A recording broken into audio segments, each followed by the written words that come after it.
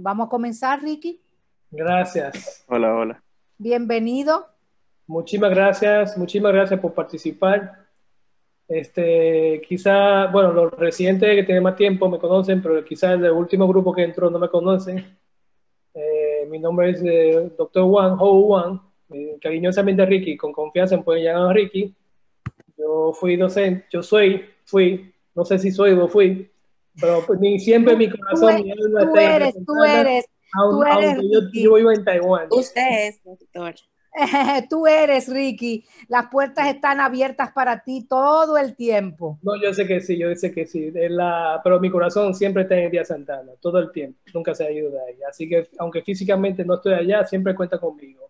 Lo Fíjense, extrañamos mucho, doctor. gracias. Fíjense, esto traigo a colación, cuando Julio me preguntó si podía dar tema, y yo dije, bueno, perfecto, pero porque, ¿qué pasa? Yo he recibido muchas preguntas, por ejemplo, sobre el tema de resultados de Mapio. Cosas así, de repente, como esto, entonces yo digo, como esto es un programa de residencia, déjame comenzar de ciencia básica hasta lo que es Mapio, ¿no? Entonces, fíjense, el título se llama Prueba de esfuerzo trabecular y monitoreo ambulatorio de presión intraocular Mapio. Los dos términos no existen en la literatura. Prueba de esfuerzo trabecular, vamos a decir, poner ese término porque uh, antes estaba los water drinking tests, la prueba de sobrecarga hídrica, dopamina, café, vermouth, corticoides. Había varias sustancias que hacían la función de estimular la producción de humo acuoso y probar la Perdóname, Ricky. resistencia a función de valla trabecular. Dame un Que yo momentito, luego, Ricky. ¿sí? Excúsame. Vamos a poner todos los micrófonos cerrados para que no haya interferencia, por favor. Bien, Continúa. entonces yo quise englobar todo ese grupo de pruebas en términos de prueba de esfuerzo trabecular. Y la curva 24 horas con iCare Home quise llamar MAPIO, monitoreo ambulatorio de presión intraocular, para tener analogía con lo que es el mapa, porque todos los pacientes saben lo que es mapa, porque de alguna forma le han hecho una mapa. El que ayer encontró la presión un poquito alta, le puso un mapa, el aparatito que infla, que toma presión. Pero cuando le dicen MAPIO, y muy fácil de pensar, mapa y mapio es lo mismo, estamos metiendo presión solamente aquí de corazón, de sistema arterial y de presión intraocular. De manera, la búsqueda de la variación de presión intraocular realmente tiene más de 100 años. Comenzó en Rusia en 1885. Maklafov lo que hacía es que tocaba el ojo, decía que en diferentes horas del día el ojo tenía diferente dureza. Luego, los diferentes intentos, como pueden ver en esta gráfica, que no vamos a entrar en detalle, el profesor Sanpaolesi y Calixto y Carvalho, que es en Sudamérica, entre 61 y 66, andaban, decían los tres mosqueteros de la curva 24 horas, andaban predicando que la presión no era constante en 24 horas, pero en realidad lo que influenció más es el doctor Sanjay Ashrani, que en 1990 comenzó a estudiar la variación presión intraocular utilizando el primer modelo de iCare, y él logró identificar que la variación de presión es un factor de riesgo de progresión de glaucoma. ¿Por qué eso ocurre? El principal postulado es algo sencillo. Durante el día tenemos presión arterial alta, por ende la presión venosa baja. Cuando con la presión venosa hay menos resistencia de resistencia venosa, entonces el humo acuoso en su producción y salida se mantiene. En la noche, ¿qué pasa? La presión arterial baja. Por lo tanto, la presión venosa, en este caso venosa de pie escleral, aumenta resistencia. El humo acuoso encuentra resistencia para salir en su vía convencional, que representa 80% de flujo de humo acuoso, por la cual la presión tiende a subir. Es la razón por la cual en la noche tiende a ser más alto y durante el día tiende a ser más bajo. La curva 24 horas siempre ha sido el gold estándar, pero en realidad en la residencia, mucho en Sudamérica, todavía muchas escuelas internan pacientes y le toma la presión durante 24 horas, pero después que se gradúa, poco lo hace. Porque realmente de hacer mañana llegar a tu casa con el paciente acostado, y luego citarlo varias veces al paciente a la clínica, encontraba resistencia tanto de médicos que no quería no complicarse la vida, del paciente que no quería pagar por estudio y tampoco que quería ir tantas veces en la clínica para que le digan la presión varió. De manera, el doctor Roberto Borrone, de Argentina, discípulo del doctor Roberto Sampaolesi, él desarrolló, de hecho, usted lo va a ver mucho del doctor Roberto Borrone, porque él es uno de los expelitos de medicina legal en Argentina. Si hablan de medicina legal, van a escuchar mucho de Roberto Borrone. Él sacó método Borrone. Decía, yo cito a mi paciente a las 8 de la mañana. Acuesto al paciente en consultorio durante 30 a 45 minutos y sin la medicación es igual.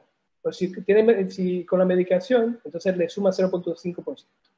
Pero tiene una sensibilidad de especificidad de 65 puntos. Es decir, de 3 falla 1.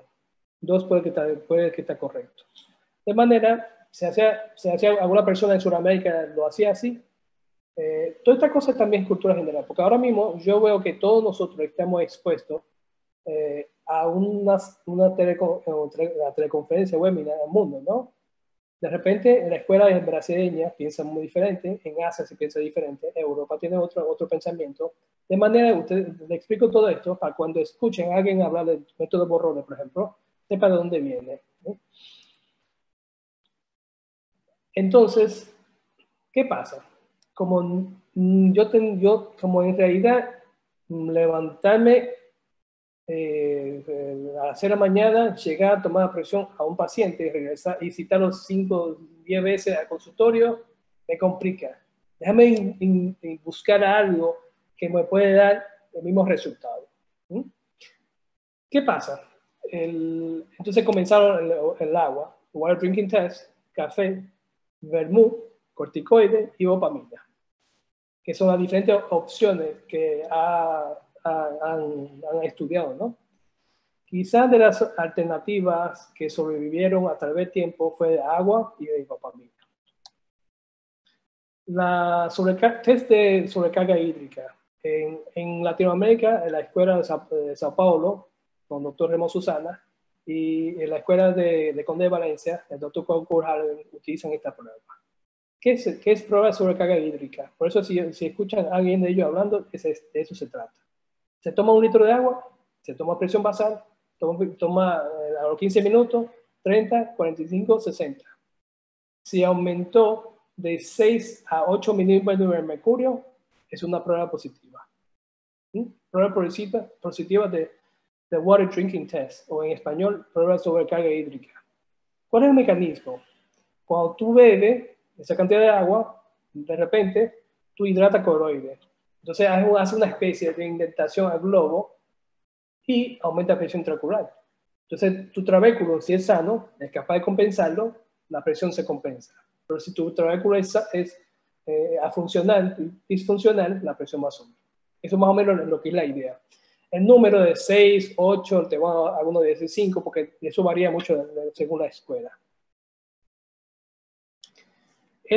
Fue un artículo que yo encontré hace un tiempo, bueno, fíjense, 2010, de Water Drinking Test, el doctor Remo Susana, hablaba de Water Drinking Test, fíjense aquí abajo, que decía como test de provocación para el diagnóstico de glaucoma, el Water Drinking Test no funciona. Porque eso realmente es bastante viejo, el Water Drinking Test. Entonces, fíjense, este título dice New Application for an Old Test. Es una nueva aplicación para una prueba vieja. ¿Qué postura el doctor Remo Susana? Decía, una prueba de sobrecarga hídrica me sirve de la siguiente forma.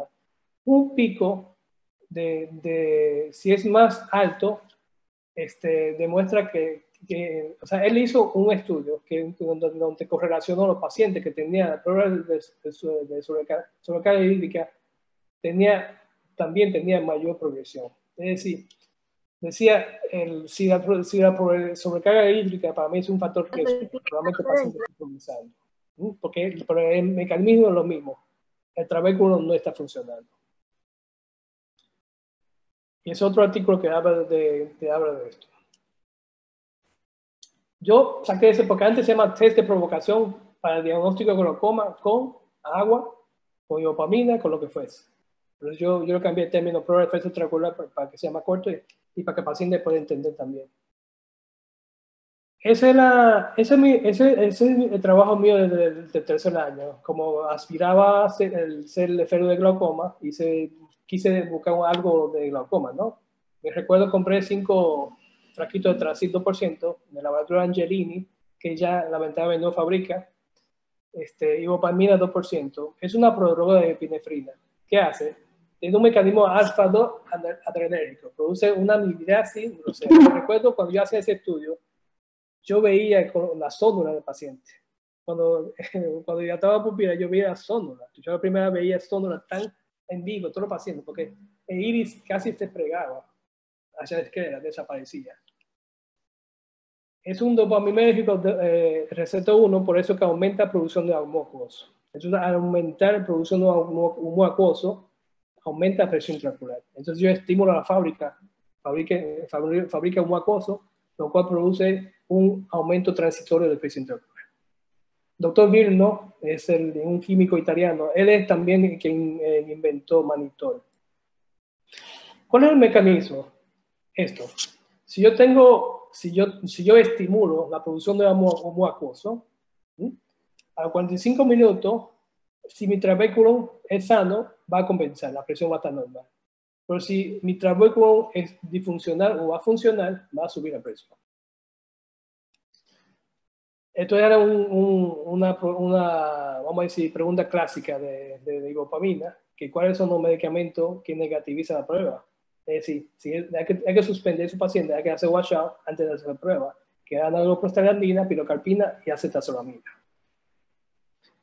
Resultado, sensibilidad de un 78 y especificidad de un 80. Eso fue mi estudio. Comparando con los diferentes autores, que yo tenía sensibilidad 78, especificidad de 80 en mi estudio, Magacho de Brasil 85-73 y los profesores Zamparo dicen 96 y 100%. La idea que ustedes sepan que esto existió y de esto funciona de esa forma, hay dopamina y agua. Y que en ese estudio concluyó que el programa de esfuerzo trabecular tiene buena sensibilidad y especificidad y tiene un buen valor predictivo positivo y es seguro. Fíjense, si tú haces algo review, en muchos todavía te dicen es algo no concluyente. No es dado concluyente. Pero sí queda muy demostrado, fíjense, en 2000, Sanjay Rani y el grupo, que fluctuación de presión intraocular como factor de riesgo de protección. Eso sí está demostrado. Diferente intento, ProView, que todavía tengo ese equipo, iCare, que es lo que nosotros conocemos, y Triggerfish. Triggerfish es un lente de contacto muy bueno. La verdad que la idea es muy buena, pero el costo es muy elevado. También el resultado nos da en decibeles. Y la verdad que nosotros entendemos 1009 mercurio. Cuando tú me dices decibel, no cuesta entender. Entonces, muchas veces falta convertir datos de un ingeniero, de una comprensión de un ingeniero biomédico a una explicación clínica. Creo que esos son los caminos que le faltan a Triggerfish, pero la verdad que eso también es tiene un futuro prometedor.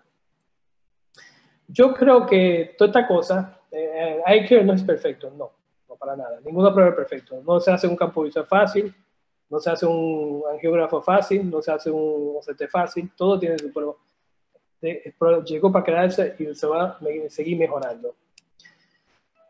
Este video quiso compartir con ustedes un poquito, para que entiendan. Mucha gente dice, pero ¿cómo es? ¿Toca o no toca? Sí toca, realmente toca. Fíjense, la sonda de contacto, fíjense, la prueba de curva, toca 0.7 milímetros. Toca tan rápido, estimula tan poca sensibilidad corneal, lo cual lo que hace que la gente casi no siente. Fíjense lo que hace un AirPod. Intenta toda una zona.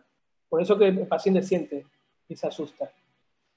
Y no sé si ustedes han visto creo que fue el 21, que la Asociación Mundial de Glaucoma sacó una recomendación, un video, si alguien no la recibió, me pregunta, yo le envío. Fíjate esto, el chorro de aire hace esto. ¿Por qué la Asociación Mundial de Glaucoma? Porque cuando el chorro de aire salpica las lágrimas, entonces las lágrimas salpican el aparato.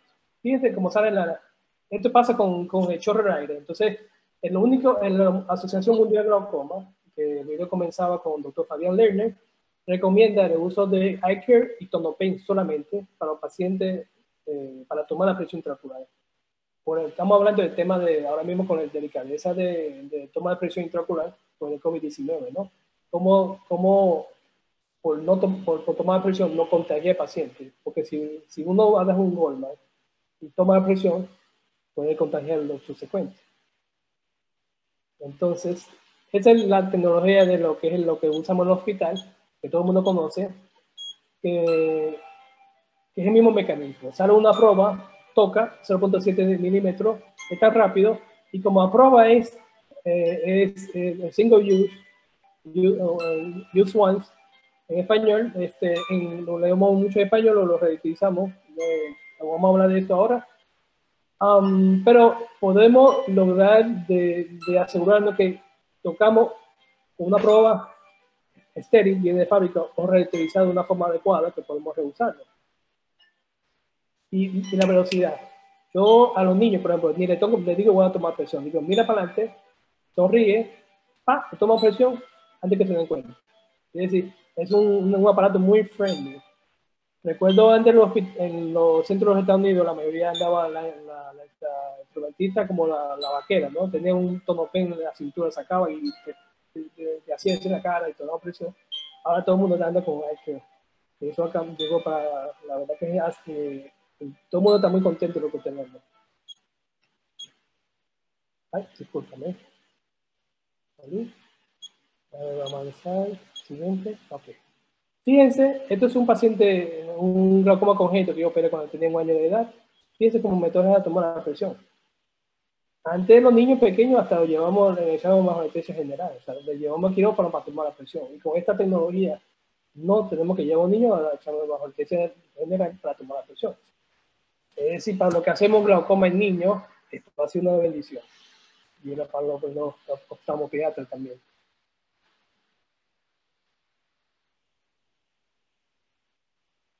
Eye Care Home.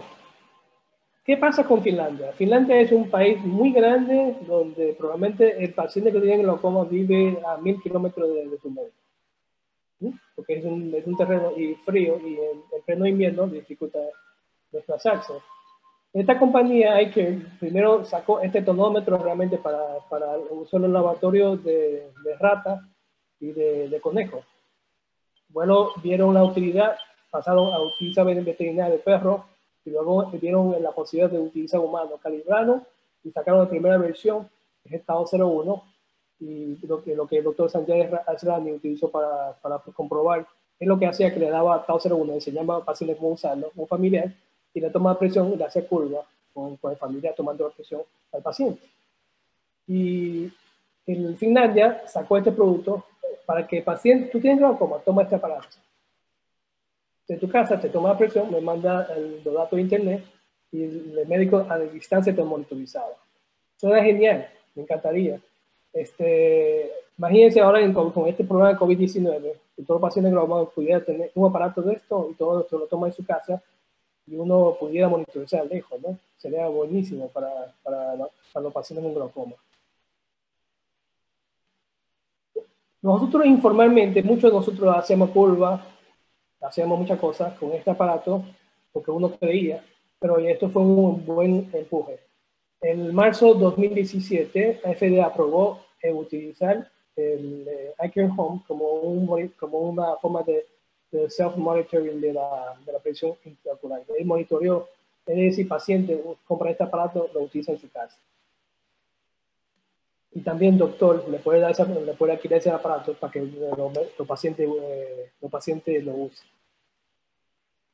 La razón por la cual en 2017 William McCollum y con el departamento de glaucoma se hizo un estudio de análisis comparativo de fluctuación de presión intraocular entre pacientes sanos y pacientes con glaucoma primero de ángulo abierto.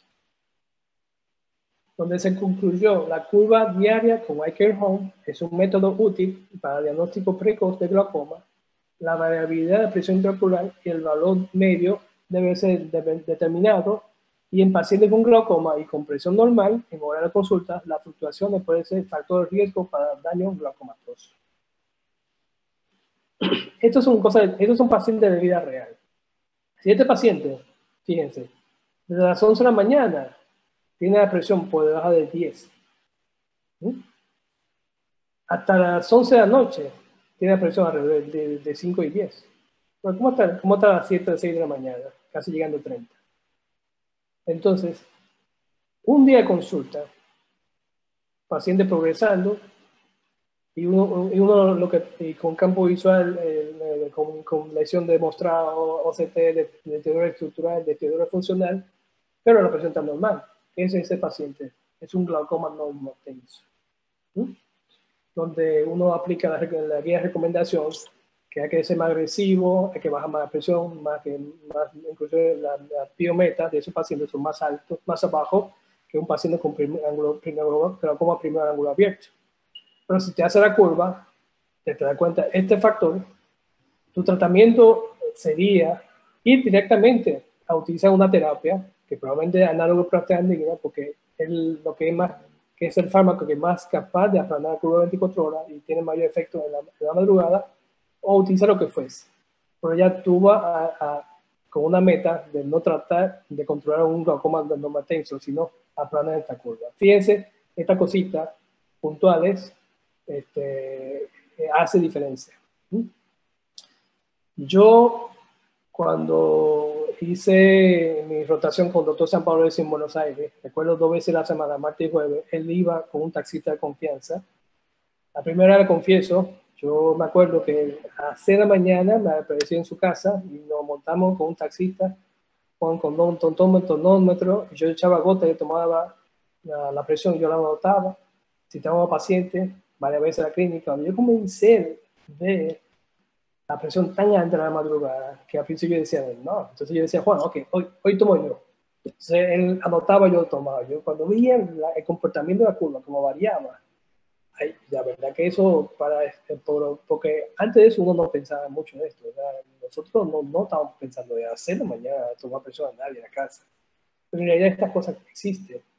Lo que pasa es que y creo que con la aprobación de FDA de iCare-Home va a aparecer más literatura en el futuro y va a aparecer más evidencia, y cada día vamos a tomar más conciencia, la comunidad de oftalmología, de que sí, estos picos de madrugada existen. También tiene otra aplicación de valoración de eficacia terapéutica. Es el paciente ante tratamiento y post tratamiento. Yo tengo que ver cómo está funcionando, ¿no? De manera, un caso clínico rapidito. Un paciente femenino, es un paciente mío, inclusive otro médico lo vio y me llamó, porque a partir de fue donde él, una segunda terapia, dice, oh, loco, yo no sabía que eso yo pensaba que eso es una vaina tuya. Oye, o sea, cuando él vio los resultados de la curva, él se sorprendió. Es una paciente femenina de 42 años, nativa de Higüey, madre, que yo lo operé de glaucoma, y varios tíos maternos con glaucoma. No antecedente personal patológico ni quirúrgico, viene por temor a padecer glaucoma, porque de la madre y hay varios tíos ciegos, y la madre tiene un ojo que perdió y otro ojo que está muy mal. Pero entre 4 consultas siempre ha tenido presión entre 14 y 18. Es un paciente netamente 20. Ese es el OCT del paciente. ¿Qué vemos? Si aplicamos la base normativa, vemos que hay un defecto acá. Hay como un defecto local. El campo visual, entre pruebas, aquí hay algo. Fíjense, aquí, ok, acá. El contorno seco central, acá un azar. ¿Qué hacemos? Yo tengo un OCT que tiene 129, 113, porque tengo un campo visual con sospecha, aunque esa sospecha como que se fue mejorando. Tenía un defecto mayor y se fue mejorando. Había un defecto mayor y aquí casi está limpio. Si vemos esto, Pero cuando se hace la curva, aquí, totalmente distinto, ¿no? Fíjense, desde el paciente tomó el aparato a las 12:40, primera vez que lo tomó, por debajo de 20, por debajo de 20, por debajo de 20, pero fíjense, a las 6 de la mañana comienza como a subirse. Dame quitar esta sombra acá. Fíjense de madrugada como comienza la presión a dispararse, ¿no? Llegando a medida hasta cerca de 30, a las 9 a las 10 de la mañana. Entonces, este paciente, con esta curva, nadie tiene duda de lo que tienen que hacer.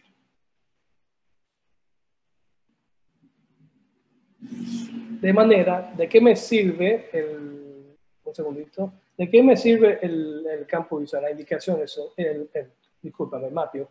Las indicaciones son valorar el perfil de presión intraocular, historia familiar de glaucoma. Porque muchos de ellos, como este caso, yo tengo dudas que si es la curva de aprendizaje de campo visual o si realmente tiene algo porque no se detecta normal. Sospechoso de hipertensión ocular, porque muchas veces hipertensión ocular tenemos ese paciente en 21. Sí, pero ¿qué tal si de madrugada tiene 40? Recién diagnóstico de hipertensión o glaucoma antes de iniciar tratamiento. Ok, para mí es muy importante saber el comportamiento de presión intraocular para poder saber después del tratamiento qué yo espero de ella. Fíjense, nosotros en la mayoría de congresos, nosotros vemos OCT, vemos una cosa y el número de la presión cuando está en 20, porque ese es el momento de tener consultorio, pero quizá el tema de presión es el que es en donde se basa el tratamiento, porque damos medicamentos para bajar presión, quizá es el factor que menos estudiamos, si no hacemos la curva. Valoración de eficacia del tratamiento hipotensor, ya sea medicamentoso, láser o quirúrgico, porque antes y después para ver si funciona. Y sospechoso de hipertensión ocular en horario fuera de la oficina. Y yo no sé ustedes, yo tengo muchos pacientes, que, sobre todo que tienen familias con glaucoma. Dice, doctor, en la noche, de las 8 de la noche en adelante, tengo un dolor fuerte, que es la presión alta. Esos son pacientes también, haré una curva, porque también, si está normal, se le saca la cabeza. Dice, mira, realmente tu presión está todo normal. Porque uno le toma, porque uno no ve pacientes de la noche, no estamos viendo pacientes a las 10 de la noche, de cuando le duele el ojo, ¿no? Para tomar la presión, son pacientes, otra indicación que uno pudiera hacer una curva para sacar ese temor, muchas veces irreal, de pacientes. Esto es un video de training de iCare, pero un poquito largo. Si a alguien interesa, me escribe, yo lo mando por un correo. Hasta aquí la presentación, porque yo creo que este tema más bien yo quisiera debatir un poquito sobre la duda, más de lo que más seguir viendo videos, ¿no? Porque hay todo ese material, si quieren, yo lo puedo compartir, lo puedo mandar a Julio, para que todo el que quiera lo pueda leer. Bien, ¿alguna pregunta? Muchísimas gracias, doctor Juan. Qué bonita charla. Yo le había hecho una pregunta al inicio de la charla, doctor, y era si usted cree que el mapio ya reemplaza todas las pruebas de esfuerzo de malla trabecular. Definitivamente. Porque, ¿qué pasa? O sea, Water Drinking Test y dopamina era algo para no tener que hacer la curva. Porque eso salió después. Porque realmente, o sea, fíjense, si ustedes preguntan a muchas escuelas en Sudamérica, interna al paciente un día. Inclusive yo con un médico antes que le internaba al paciente durante 24 horas en un hotel y le tomaba presión varias veces al día. Eso tiene un costo para el paciente y para el médico, ¿no? Tener que pasar 24 horas pendiente de esto. Entonces uno desarrolló todos esos métodos para que yo pueda aplicar una prueba en una hora, yo tener un valor y decir algo para los pacientes, ¿no? Y dopamina me gustaba mucho. Al día, y olía malísimo y es muy termolábil. Es decir, había que tener una cadena de frío garantizado.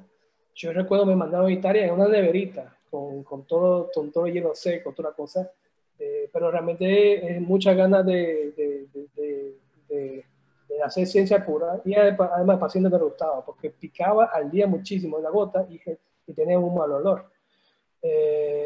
Pero si realmente yo hoy puedo enseñar al paciente a tomar presión en su casa de una forma confiable, porque no lo puedo hacer con Perkins. enseñar a un familiar a tomar la presión intraocular con Perkins, tienen que volverse casi un técnico oftalmico, ¿no? Y que sea confiado en la curva. Y ni así, doctor. Mientras le doy un eye care, que no se necesita anestesia, toma y tiene un valor, porque la ventaja del eye care también, que yo veo, es ese tipo de tonometría. No vamos a decir eye care, para no volver muy comercial. Y es que lo tomo yo, lo toman 5 personas, le da el valor muy parecido. Mientras lo hacemos con Perkins, con Goldman, la variación puede ser hasta 4 o 5 milímetros de mercurio. Son cosas tecnología que hoy en día llegó para quedarse, porque, por ejemplo, en mi caso, ¿quién me toma la presión? Mi secretaria. Ella me da otro refracto y me da presión intraocular. Ya yo no tengo que tener un personal súper entrenado, un médico, un técnico para hacer esto. Aunque en el caso que se pueda, sería mucho mejor, ¿no? Mientras la persona tenga mayor profesionalidad. Pero definitivamente, medición de 24 horas sigue siendo gold standard con lo que tú tengas en la mano. Doctor, hay una pregunta del chat. Carolina quiere saber, Carolina Rodríguez quiere saber si, si usted solo tiene la prueba de ibupamina y la prueba de sobrecarga hídrica, ¿cuál de las dos prefiere? Disculpa, ¿no escuché? Si usted solo tiene la prueba de ibupamina o la prueba de sobrecarga hídrica, ¿cuál de las dos prefiere? Definitivamente la ibupamina. Mira, yo le decía, lo que pasa es que esto un poquito también, porque pero olvidemos de esta cosa. Yo creo que una vez yo dije a una audiencia, estaba el doctor Tommy de la Mota, ahí presente, yo recuerdo, yo le decía, imagínense el doctor Tommy de la Mota y yo, al mismo tiempo nos bebemos un litro de agua, ¿ok? Primero todo lo que damos en ese auditorio, que en ese momento, póngase a 200 personas, todo el mundo se bebe un litro de agua al mismo tiempo, los 200 vamos al mismo tiempo al baño, ¿ok? Mi tamaño, mi volumen de sanguíneo mío y el doctor mío de la Mota, el doctor mío de la Mota debe ser doble mío, ¿no? Mi estado de hidratación, el fármaco que yo tomo, ¿ok? Cuando yo me bebo un litro de agua, depende de mi estado de hidratación, si estoy hidratado o estoy deshidratado, el líquido se reparte. Es decir, ni siquiera es calculado, por ejemplo, si me dicen un litro por cada 70 kilos, y no me Mota quizás 2 litros de agua, ¿no? Entonces es una prueba como que tú quieres sacar tú quieres creer en esto, pero realmente beber un litro de agua y sacar un resultado concluyente, no, la verdad que no sé qué tan me sirve, qué tanto me sirve. Y muchos hacían microcurva, citaba pacientes a diferentes horas, hoy lo cita a las 8 de la mañana, el mes que viene lo cita a las 12, y otro mes lo cita a 4, y otro mes lo cita a 7, por ejemplo. Y hacer una curva, más o menos, pero fíjense, casos como este, que en la madrugada que sube la presión, se hubiera escapado, ¿no? Definitivamente la curva 24 horas, que es gold standard, sigue siendo gold standard para valorar la variación de presión intraocular con lo que usted tenga en la mano. Si quiere hacerlo con Perkins, debe sustituir todo intento, agua, ibupamina, vermouth, lo que fuese, café, para valorar la variabilidad de la presión intraocular. Muchas gracias, doctor. Yalitza López pregunta, cuando envía mapeo, toma en cuenta que tengan al menos cierta cantidad de presiones elevadas para considerar que sea real y no una mala toma aislada del paciente. Muy buena pregunta. Si usted lee el reporte, cuando tú tomas la presión, ok, me tomé ahora mismo, fíjense, sale tic, tic, tic, tic, tic, tic, tic, cuando apriete el botón sale 6 veces. Si estos 6 veces varió más de 2 milímetros de mercurio, lo bloquea. Es decir, te dice no sirve. O sea, te dice titi, el aparato dice titi, tienes que repetir. Tú agarras, aprietas, 6 veces. Si te dio 20, 14, 16, 18, te va a decir pipi, entonces tienes que volver a repetir. Y te reporta valor blanco, 0. ¿Ok? Y cuando, es decir, el valor cuando varía, te bloquea. Lo que sí, un tips es que tienen que enseñar al paciente. Fíjense, no sé si ustedes se dan cuenta, muchas veces la mayoría de errores es el ojo izquierdo. ¿Ok? ¿Qué pasa? Pero si el paciente es zurdo, agarra el ojo derecho, toma la presión, para el izquierdo hace esto. pero muy incómodos para enfocarse. Entonces yo siempre le digo, mano derecho, mano izquierdo. Para el ojo izquierdo, agarra el aparato, aprieta el botón con mano izquierda. Esa es una forma de aumentar confiabilidad. Otra duda clásica que me hace mucha pregunta, ¿con cuánta medida es confiable? Para mí, lo importante, fíjense, hay diferentes, por ejemplo, yo le pregunté a Ekamet cómo lo hacía cuando él vino acá a Dominicana. Él dice, no, yo lo doy en un aparato que yo tomo cuantas veces quiera durante una semana. O sea, si el paciente toma 2 veces al día durante una semana, para ellos eso es válido. ¿Okay?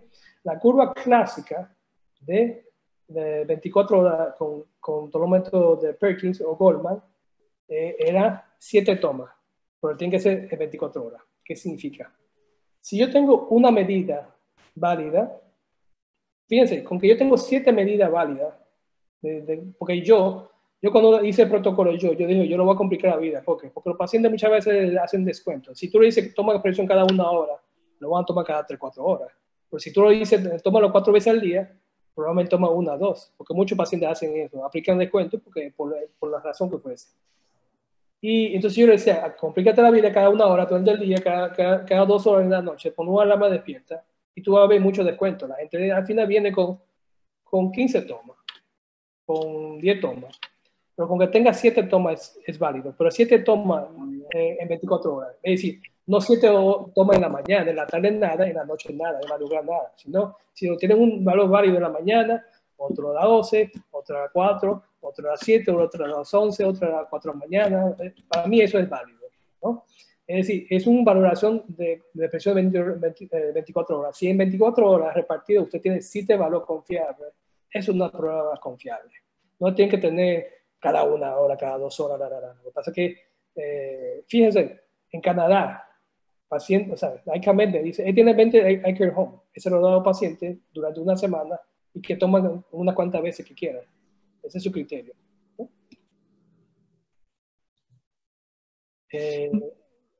Entonces, es decir, no tiene que tener una presión X para tener un criterio. La indicación de Mapio es porque tú tienes sospecha que hay una presión que tú no estás viendo y tú necesitas ver comportamiento. Analogía, diabetes. ¿Qué es mejor? Un diabético con la glicemia siempre en 150, que es alto, ¿no? Un valor alto, bajo, pero la glicemia es 150. O uno que hoy está 100, mañana está en 300, y después sube a 400, luego baja a 100 y luego baja a 300. Esa fluctuación, sube, baja del nivel glicémico, maltrata más el cuerpo, más que una persona que tiene ligeramente aumentada constantemente, ¿no? Entonces, eso pasa con esto. El criterio de valoración de la curva 24 horas es buscar el comportamiento de la presión intraocular y identificar el pico. Entonces, la duda clásica es que no tiene que tener cada 1 hora, cada 2 horas para que un estudio sea válido. Entonces, la indicación es buscando una respuesta y el valor que tú, cuando indica es porque yo estoy buscando algo, con lo que hemos mencionado anteriormente. Bien, doctor. ¿Y yo creo que la pregunta de Yalitza iba sobre todo a los picos de presión, doctor. Supongamos que usted tiene 10 tomas en ese ojo. Ajá. Y de esas 10, el 10%, una, tuvo un pico de presión. Usted lo toma Nosotros, a ver, el pico de presión, primero todo, tú tienes que, así, a ver, vamos a poner un escenario. Si yo tengo un paciente 10 y de repente 20, por 1 hora X, la primera pregunta que se me ocurre es de pensar, ayer, cuando a esta hora, ¿qué usted estaba haciendo? O sea, buscar el por qué. Fíjense, no hay una respuesta absoluta. Es como, quizás lo que ella dice, yo entiendo que tú me preguntas, pero eso es como lo mismo que la pregunta clásica, cada cuándo se hace un capulso, cada cuándo se hace un OCT. Es que cuando tú defines un periodo y tú defines un número, es porque tú estás buscando una respuesta, ¿no? Cuando tú indicas un estudio, tú buscas una respuesta. Entonces, y hay una forma de calcular, hay una fórmula de calcular el factor, como factor de riesgo de la situación intraocular, que sinceramente no me acuerdo, pero lo puedo buscar. porque eso es viejo, eso son literaturas del año 60.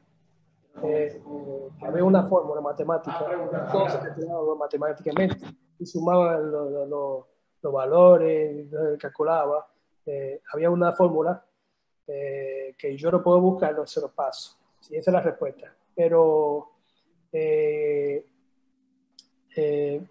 siempre que tuve una irregularidad, un compartiendo anómalo, busca el porqué, identifica la razón. Muchas veces no es glaucoma. A veces el paciente dice, no, yo tengo una prueba de estreñimiento, estaba haciendo yoga.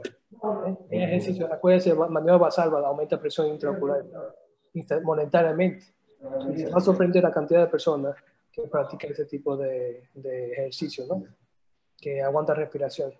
Sobre todo en Norteamérica, que hay mucha tendencia de practicar ese tipo de ejercicios de relajación.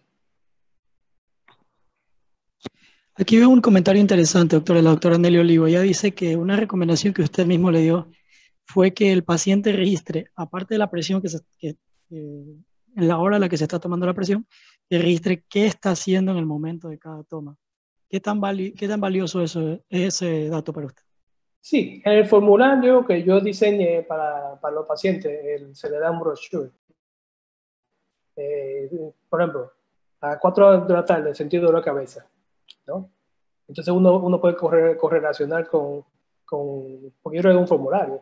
Entonces, tú tienes que escribir estos 24 horas mientras tú hacías el estudio que tú sentiste. Porque muchas veces la gente, el principal factor, confusión de la gente es que me duele el ojo y es por la presión alta. Entonces es importante, bueno, a las 4 de la tarde, cuando me tomo la presión, me dolía el ojo, ¿no? Correlación de ese evento. Gracias, Nelly, por recordarme. Eso es totalmente así. Y es esto. Cuando busca ese valor, ¿por qué lo causó? Entonces, el estudio se realiza buscando una respuesta en base a esto. ¿Algún otro comentario, pregunta? Residente, me encanta que los pequeños preguntan. La verdad, mira, estamos aquí todos entre confianza. Ciencia básica, me encantaría que me preguntara cosas elementales, porque las dudas, si se quedan, para la segunda fase va a ser más. El doctor Hernán Bejar. Perdón. ¿Aló? Sí, doctor Albuquerque. Oh, jefa. Sí. Oh, Ricky. Hola, Ricky. ¿Cómo le va? ¿Cómo tú estás? Bien. Excelente. Todo bien. Muy Mira, una pregunta. ¿Qué tú opinas sobre la sobreestimación de la presión con el eye care? ¿Tú crees que, o sea, cuando tú le tomas la presión a tu paciente, tú solamente lo haces con el eye care, tú comparas con el Goldman, ¿qué tú haces? Porque realmente yo veo como una sobreestimación del eye care. Sí. Muy buena pregunta, gracias, doctora. Fíjense, yo cuando me interesé por la tecnología eye care de rebote, yo hice una revisión bibliográfica, yo no sé cuándo leí artículos, me leí durante no sé cuántas semanas, y todos decían lo mismo, porque había mucha evidencia ya con el Tau 01, que no sé si han visto, que es un aparato gris, que me decían parece una cacata. Sí. ¿Qué yo hago? Ay, Dios mío. ¿Tú puedes creer? Sí. En plena pregunta mía. Yo tomo lo siguiente. Si a mí me da un número 20, probablemente es un 17. ¿Qué significa? Yo lo asumo que eso me sobreestima por 3. ¿Ok? Ahora, tiene una cosa interesante. Siempre se va a sobreestimar. Porque si cada toma se va a sobreestimar. Y otra cosa. El eye care es dependiente del grosor corneal. Hay estudios que te va a decir que no, sí. ¿Y qué pasa? Tu paquimetría en centro, periferia, no es lo mismo. Si tú tomas una presión, centro, y después te va al limbo y vuelve al centro, te das cuenta que los valores son totalmente distintos. Porque, ¿qué es un tolómetro de rebote? Tolómetro de rebote, sale un pin que sale de la prueba, choca un tejido y regresa. En la base, el tubo registra la velocidad de regresión y lo interpreta en milímetros de mercurio. ¿Por qué se llama rebote? Si yo tengo una pelota de basquetbol, le lleno la presión, le pongo duro, cuando en el tiro al piso va a rebotar más duro. En Iker, la presión más alta, la prueba va a regresar más rápido. Entonces la velocidad de regresión me va a dar una velocidad mayor, una presión mayor. Entonces, el Iker es dependiendo del grosor de córnea, centro, periferia, va a dar dos valores. Por eso es importante ver lo que tú estás haciendo, justamente en el centro. Y todas las literaturas, cuando compara con métodos de aplanación, te dice que te puede subestimar recuerdo era 0.7 hasta 4.7, algo así. Entonces yo siendo en mi mente, yo tengo un valor como un promedio de 3. Si me da un 20, quizás un 17. Si me da un 27, es un 24. ¿Por qué? Entonces eso es una cosa, una realidad. Estoy hablando de hechos, otro hecho. Pero igual, se va a equivocar de la misma forma. Cada vez que yo tomo, se va a sobreestimar de la misma forma. Entonces, por eso yo hago esto. Ahora bien, sentido práctico. ¿Cuál es la diferencia entre 20? Si ya es una presión de 14, 14 menos 3, 11. ¿Cuál es la diferencia entre 14 y 11? Si es un 27, ¿cuál es la diferencia entre un 27 y un 24? Para mí, cuando yo tomo una presión con Iker, estamos dando 1600, y el Iker Home también, yo lo resto hasta 3. ¿Ok? Entonces, eso es una buena observación que la doctora Burkeke hace. La tonometría de rebote en comparación con tonometría de aplanación, que es el Goldman, que es el gold standard de estimación de presión intraocular, sobreestima aproximadamente 3 milímetros de mercurio. Yo hice ese número y me acuerdo fue promediando, yo creo, como 81 en la literatura que yo leí. Más o menos saqué mi propio metaanálisis. Ricky, ¿cómo estás? Muy interesante como siempre. Quiero hacer un comentario básicamente. Ustedes saben que cuando uno se entrena en un lugar y pasa el tiempo, hay cosas que uno va cambiando, pero hay cosas que se mantienen. Uno se resiste a cambiarlas. En mi caso, cuando me entrené hace muchos años en Argentina, nosotros no teníamos técnicos oftálmicos, sino que nosotros hacíamos de la A a la Z al paciente, todo, absolutamente todo, entre ellos la presión intraocular. Y esa es una de las cosas que yo me he resistido a través de los años, de que sea el técnico que me tome la presión intraocular. Por varias razones. No porque en el caso de mis técnicos no las sepan tomar, lo cual no es cierto, sino que están muy bien entrenadas. Incluso cuando yo tengo pacientes con situaciones especiales, como son, por ejemplo, arcos supraciliares muy prominentes, donde el Goldman es un poco difícil a veces tomar la presión intraocular, o cuando hay pacientes que por cualquier razón no colaboran, yo les digo a las técnicas que traigan el Perkins y ellas delante de mí le toman la presión intraocular. Y entonces en mi récord yo anoto la presión que yo le tomé con el Goldman y la presión que ellas le toman con el Perkins. ¿Y por qué me resisto? Primero porque de la única manera que yo puedo tener un control de que esa presión siempre está tomada por la misma persona, con el mismo equipo, como es el Goldman, pues entonces es cuando lo hago yo. Aparte, si es un paciente, por ejemplo, de primera vez, si yo le veo una cámara ligeramente estrecha, o aprovecho y le hago la gonioscopía inmediatamente, entonces ya yo tengo en la primera visita un examen completo. Por otro lado, allá mismo en Argentina yo me entrené haciendo curvas de presión. Yo estudié en un hospital de agudos, no era un hospital oftalmológico solamente. Entonces nosotros todos los días cuando terminábamos el trabajo en el departamento, tipo 4 de la tarde, teníamos que ir por todo el hospital haciendo interconsultas de prematuros, de diabéticos, de hipertensos que estaban en el hospital, de nefrópatas.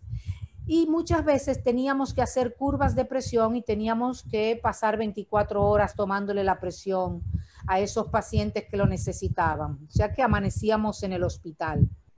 Esa fue una de las razones por la cual yo abandoné desde que regresé lo que son las curvas, porque a la verdad que es bastante tedioso, bastante pesado. Ahora bien, para mí el Liker, en el caso mío que tomo yo las presiones, el mayor uso ha sido en el Liker Home, las curvas de presiones intraoculares en pacientes en 24 horas. Como yo no tengo 20 equipos para darle un equipo a un paciente durante una semana, sino que tengo uno solo, yo hago que los pacientes tengan sus curvas de 24 horas, cada 1 hora durante el día, cada 2 horas durante la noche. Y en ese estudio que William hizo, donde hay muchos pacientes tuyos y muchos pacientes míos, así fue que se hizo, curvas de 24 horas. ¿Por qué me gustan las curvas de 24 horas? Porque podemos tomar presiones a las diferentes horas del día. Mientras que muchas veces si el paciente tiene el equipo durante una semana, muchas veces coincide a la misma hora en que se lo ha tomado en diferentes días. Entonces, por eso yo prefiero que en un día el paciente, otra razón, además de que nos devuelve el equipo al otro día para poder otro paciente utilizarlo, pero así yo tengo un registro de verdaderamente 24 horas. Algo que no hacía y que voy a empezar a hacerle ahora es decirle al paciente que cada vez que se tome la presión, anote qué actividad estaba haciendo, lo cual me ha parecido muy interesante. Y eso podría explicar en algunas ocasiones picos aislados dentro de una curva. Pero yo pienso que el mayor uso para nosotros, si, como glaucomatólogos me estoy refiriendo, es el Liker Home. Yo preferiría que si es un especialista en glaucoma, use el Goldman, como mucho el Perkins, para toma de presión intraocular. O por lo menos que si el personal usa el iCare, ya en el consultorio, si el paciente no está dilatado, se le vuelva a dilatar pupilas. A veces cuando por razones diversas el paciente se dilata, cuando llega donde mí, que son muy pocas las ocasiones, yo aprovecho y con pupilas dilatadas vuelvo a tomarle presión intraocular, lo cual es un dato que podría darnos qué tanto sube la presión en ese paciente cuando está dilatado. Un dato que yo creo que en algunas ocasiones en pacientes de ángulos estrechos, cámaras estrechas, podía ser interesante. Pero verdaderamente para mí ha sido de mucha utilidad en pacientes donde sospecho glaucoma, donde cada vez que le tomo la presión intraocular está normal, donde tenemos quizás una pequeña alteración en el OCT que no se ha manifestado en el campo visual, hacer una curva de presión con el iCare Home. Porque vamos a llevarnos muchas sorpresas, o me he llevado muchas sorpresas en esos pacientes, donde estoy en la duda si poner tratamiento, si no poner tratamiento, y la curva me hace decidir o descartar el uso del tratamiento. Básicamente era un comentario. Gracias. Así es, doctora. Fíjense, yo no creo que ninguna tecnología sustituya a la otra, de una forma u otra. La fortaleza, primero, tonometría de aplanación de Goldman sigue siendo gold standard. Eso es así, punto. Eso es indiscutible. La fortaleza de tonometría de eso de no contacto, la ventaja es tamizaje masivo. O sea, pero no puede ser una decisión definitiva. De eso todos estamos de acuerdo. La fortaleza es que alguien lo puede hacer de una forma más confiable. Por ejemplo, yo no puedo delegar la función de Goldman o un Perkins a una persona de tener la misma confiabilidad que si fuese una tecnología como esta. Pero no, nada, no, la verdad, es como la doctora Albaje dice, no, una cosa no sustituye a la otra. ¿Y qué otra cosa importante sobre la presión intraocular? No sé si alguien tiene alguna otra pregunta, comentario. Yo, doctor. Sí. Doctor, es sobre la levopamina. Mi duda era la siguiente. Sabemos que la levopamina es un hipersecretor del humor acuoso. Ajá. Quiero saber si tiene experiencia usted o si lo realizan sus pacientes como manejo de hipotonías severas o hipotonías crónicas. Créame, yo compré 2 veces. Yo lo compraba con una farmacia, se llama Global, una farmacia en Canadá, de internet, y me lo mandaba a Italia. Yo tuve varios frascos de esto. Yo recuerdo una vez un paciente, para mí, hiperfiltró, ¿ok? Tenía esa cama estrecha, yo le puse esa ibopamina. Yo quiero que ustedes vean como que esa cosa se formó. Eso es como que tú inyectas el aire, ¡buf! Aquella se formó la cámara bellísima. Ibopamina es un hipersecretor, sirve en caso de hipotensión, para evitar de prender el coroideo. Tiene utilidad también para IPEMA. Fíjense, cuando tú aumentas secreción, hacen como el lavado, ¿no? Entonces aumenta el flujo, va sacando sangre más rápido también. Entonces, en el caso de IPEMA también se utiliza. Comúnmente IPEMA con presión baja, ¿no? Porque, por ejemplo, en caso de recesión angular, al principio la presión, a veces tú no encuentras a su paciente con un trauma, por el shock de cuerpo ciliar, presión cero, con sangre en cámara anterior. Esos pacientes son buenísimos, pone ibopamina. Te saca la sangre, te limpia la cámara, para poder visualizar mejor. O sea, tiene varias indicaciones. Así es. Pero ya no lo fabrican.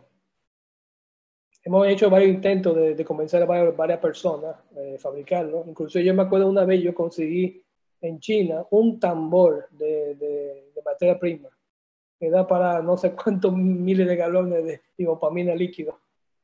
Pero nadie quiso producirlo.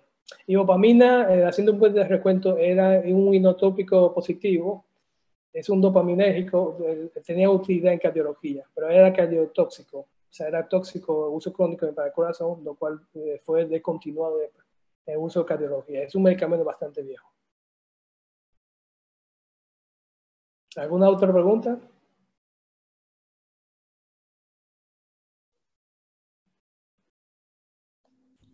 Bueno, Ricky, muchas gracias por tu presentación, tu tiempo. Tú sabes que el hospital siempre estará abierto para ti. Yo siempre estoy abierto para ustedes también. Gracias. Yo no descarto que en algún momento, cuando ya tus proyectos personales estén más adelantados, tú puedas volver a dedicarnos aunque sea un miércoles al mes. Sí, no, eso usted puede estar seguro de esto. Usted puede estar seguro de esto, porque realmente lo quiero hacer. Usted sabe que a mí me apasiona la docencia, a mí me gusta enseñar. Y esas son cosas que, créame cuando yo tomé la decisión de salir del hospital, la verdad que yo hice todo más rejuego y, bueno, muchos de ustedes saben de la cosa que yo he tenido que pasar para poder sacar un día.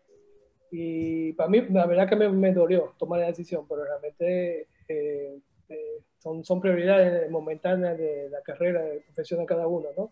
Pero sí, la verdad que mi corazón está en Elías Santana y la verdad que sí cuenta con eso. Perfecto.